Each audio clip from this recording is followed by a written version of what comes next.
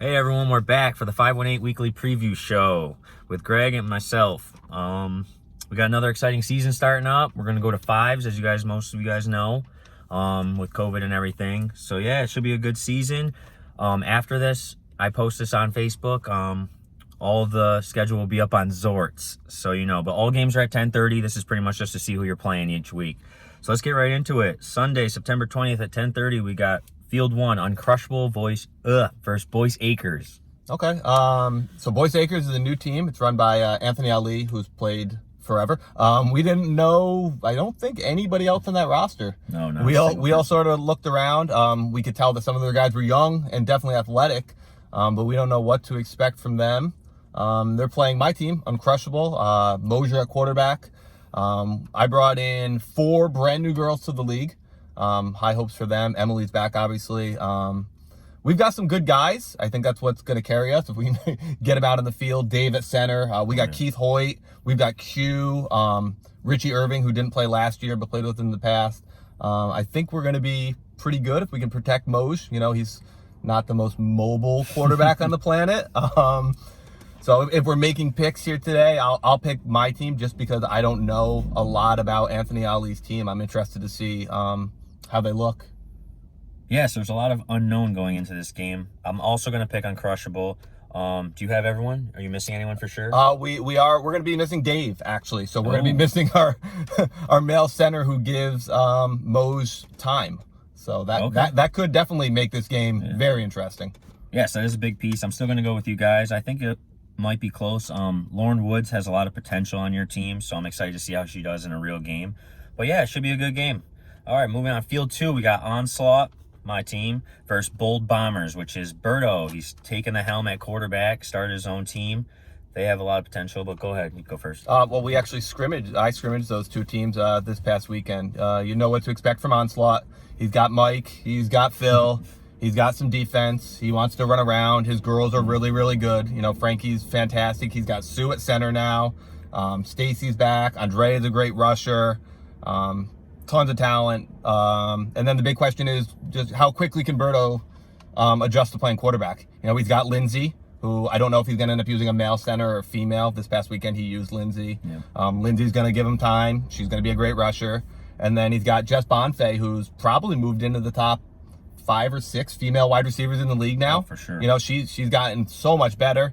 And then I don't really know a lot of the other guys. I think some of them play men's. I don't think they're standouts in men's. But then he's got Anthony Crawford, who at this point is probably top 3 pure athlete in the league. And before it used to be he was a pure athlete who was fast. And now he's a pure athlete who also knows really how to play. Yeah, which is, you know, I used to think when you looked at Ryan's team and you were tagging elites, you know, you looked at Fruscio, who's still an elite player, but I always had him a little bit above Anthony. And now Anthony's just exploded over the last, 2 seasons playing men's. And he's so good. So even if Berto isn't fantastic at quarterback, just the players he's surrounded himself with are going to make them dangerous. And then if he plays well, it's just going to really bring that team even more. Excellent. I'm going to take Onslaught because we know what you guys are going to bring to the table and how you're going to play. But this wouldn't surprise me at all if this game is a really high scoring, you know, pretty close game by the end. Like maybe they have a shot or maybe you pulled away and win by 2 scores right at the end. But I think it's going to be pretty close throughout. Yeah, no, I agree. I'm actually glad we play these guys week 1 because I think further on in the season they're going to be really tough to beat, especially when Berto gets more used to playing quarterback. And to piggyback off what you said with Ant, honestly, when I look at rosters, he's literally the only person I worry about on the field that can spy me. He's faster than me. He's a great player. Cue the Ryan text to EJ in 5, 4, 3, 2, 1. Okay. But yeah, no, it should be a good game. I'm obviously going to go with Onslaught. I'm going to go with Onslaught in every game. But yeah, I'm excited to get out there and see how they put it all together. I honestly think they use a male center if he's there, Zachary Dooley. He plays in the men's league for Revolution, so should be interesting. All right, moving on. Field 3, we got Iguanas versus the Has-Beens, which is Steph's team. Iguanas is run by Anthony Savini at quarterback. Go ahead. Well, it looks like we have some fans actually behind us that must have heard about the show. So the Iguanas, we basically split into 2 teams. Last year I played on Iguanas and KJM, so we sort of did the same thing. You got Savini, who had a nice season overall last year, sometimes at quarterback, sometimes at receiver. Danny's back, big body wide receiver, had the game-winning catch in the Super Bowl in overtime for us. Kurt's back. He's got some girls who have been playing for a couple seasons now and been getting better and better. Female Q from Brew Cycles playing with them. I think they're going to be a really well-rounded team. And he's got a couple new guys from men's too. I think that will be the big one. We've heard really good things about this Rocky kid. I personally never seen him. I don't know if you have or not. I've seen him once, but I've heard from even like CJ that he's a good player. He's an athlete for sure. So he's young. He did get tag restricted, but he's really good. And so this is probably the best matchup of week one. They're going to play the Has-Beens, formerly Sampsons, formerly, Steph Race's team. She doesn't have a lot of girls, but the 3 girls she has are all pretty solid, especially Steph, who we all know. They've got a restricted male center in Rios, veteran quarterback in Shane Bishop. And then they've got Deering and J.O., who are going to be 2 of the top 5 players in the entire league. It's just how they mix and match, because you can't play 3 restricted at one time. Yeah. So if they use Rios at center, they can only have one of them out there at wide receiver, which is still going to be incredibly dangerous. But defensively, they should be fantastic because you can play both of them and Josh Bernard is on the team. Yep. It's just a question of, I think, how they mesh. Some of them played together in indoor, Steph and J.O. and Deering. But, by the end of the season, they're going to be really, really good if they can get everybody to show up. This is a really tough game. I'm going to go with the Has-Beens, I think, just because their top-end talent with Deering and J.O., I think, are a little stronger. But this is probably the best game of week one, I think. Yeah, no, I couldn't agree more. This was definitely the one game I had to think about for my pick. I agree with pretty much everything you said. The Has-Beens their season is going to determine on how motivated their men's players are, if they show up, if they want to win. Because on paper, they have the best lineup for guys for sure. And they are short for girls, but as long as those 3 show up, they're all well-rounded and they'll be very good. I'm also going to go with the Has-Beens. And the final game on Field 4 is Lost and Found versus Avengers. Last game, go ahead. Okay, so Lost and Found doesn't have Dustin this season. He got injured, is what EJ told me. So the team looks pretty much the same, but a little different. He's always sort of the guy who drives it, and Maria moved. So, yes. Their 2 cornerstone pieces are sort of gone. They'll have Donnie Keene. I'm assuming he's playing quarterback. Yep. So he was on the roster. Jen K is going to give him all year to throw. They've got all their other base pieces from their team, from what I saw. And then they added tall Ben Cook, who's a great possession receiver. And then I just saw they added one of the Helms twins. Yeah. Yep. Not the one who's playing with Ryan. So those are huge additions right there. So whether they play him at offense or defense, having a dominant female center in Jen allows you to have two good wide receivers out there at any time, which obviously makes the game a lot more dangerous and open for you. I'm not sure how strong they're going to be, but they're going to be rock solid, I think, just like they were last year. I think they went 0-7 in the regular season, but they lost every game by an average of like 2 points.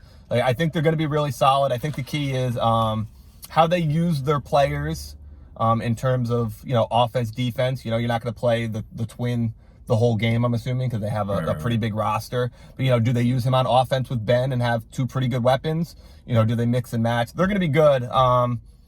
But they're running into the Avengers, who right now are the hottest team in co-ed outside of the Monstars, who aren't playing this. I know EJ doesn't want to hear it, but I think, Ryan's probably 1A right now in terms of co-ed quarterbacks, and EJ, who's right there, is probably 1B, because until you can knock off Ryan again and win a title, it's right there.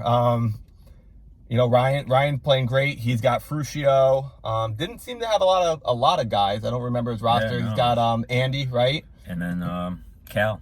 Oh, and then they picked up Cal. Yeah, so not a lot of guys. That's only 4, but they're going to be really good. His girls, Spinelli and Elena, I know are 2 of the best female receivers. I'm not even honestly sure what other females he had. I'm not sure it makes a difference, honestly. I think the big question will probably be who's playing center for him. Yeah, I'm not sure what he's going to do there either. Not that it really matters. Honestly, he could send probably 5 out, put a female center, send everyone out, and just be like, I'm going to beat your female rusher and have time. And that could make him really dangerous. they're there. You know, it's them and one other team probably in my eyes who are competing for the title. This could be a tough test for Lost and Found, who I think, just like we talked about Bold and Boyce Acres, who are probably going to get better as the season goes on. Lost and Found, I think, as they adjust to 5-man, will be fine. But they're running into a buzzsaw week one. You know, probably the strongest team, top to bottom, males and females, that you've got. Yeah, no, I agree. I definitely think Avengers will take this game. But I think the curious thing is going to be like who Ryan does use at center. I have a feeling it's going to be Elena. I know he's used that before in the Nico tournament, and it's worked out great for him. The hit and release format they use. Yeah, it's a dagger for sure. So yeah, we're going to find out soon enough, though. So I'm also going to pick Avengers, so I guess we agreed on all 4 picks this week. Hopefully that's not a common occurrence.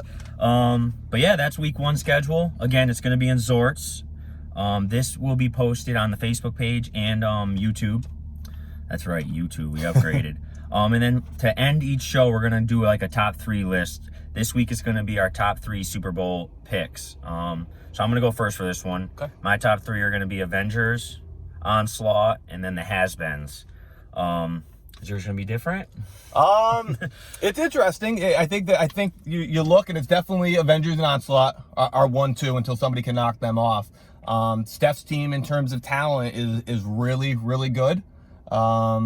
I also think if Berto develops as a quarterback, that team could be really good. And I think I think my guys are really strong, honestly. You know, you've got who's top notch, and there's some other, Ryan's got him, Cal and Fruscio, who are really good.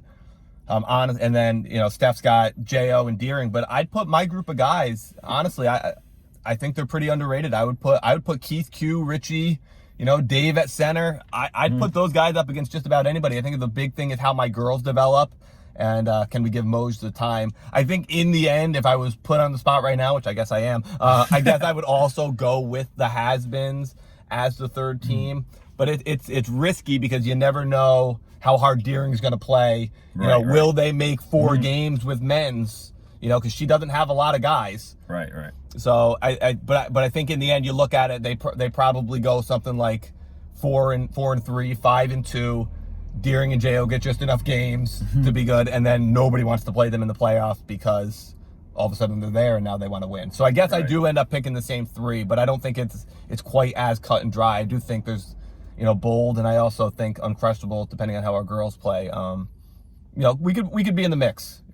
Yeah, I got you at like 3.5 right now on Crushable. I feel like your team going into the season has the most question marks. Yeah. Keith at the scrimmage looking lean. He looked great. Q's probably one of the most underrated players. People don't even know him, and he's great. And Richie looked great was getting too. Busy. I mean, I shook Miz pretty bad. For those of you not at the scrimmage, I made him look pretty bad with all the moves I have, you know. So yeah, with Dave giving Dave Mosier time, you guys could definitely score every drive, no problem. Again, it's going to be if your girls can just do enough. So yeah, that's it for the week 1 preview show. Thank you all for watching, and we'll see you guys on the field this Sunday. Have a good one.